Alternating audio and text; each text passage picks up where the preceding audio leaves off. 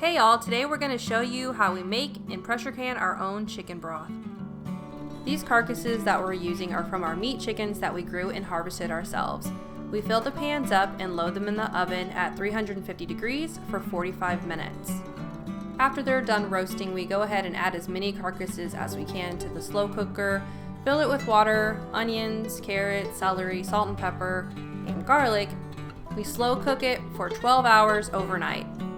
We also add a batch to our Instant Pot, cooking it for 2 hours at the soup and broth setting. After everything is done cooking, we strain out all of the veggies and bones and put it in the fridge to cool down. Cooling it down helps that fat layer come to the top, which we then strain off.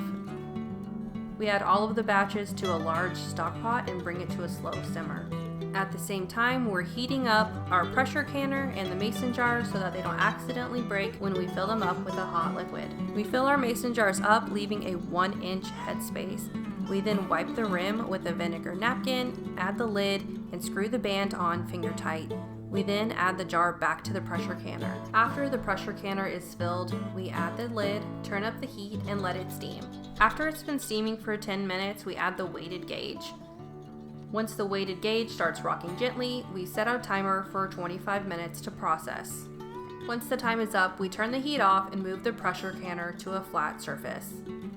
After the canner has been depressurized, we go ahead and remove the lid. We let the jars sit for a couple minutes and then we move them to the counter. We let the jars sit for 24 hours before we label and put them in the cabinet. Thanks for watching!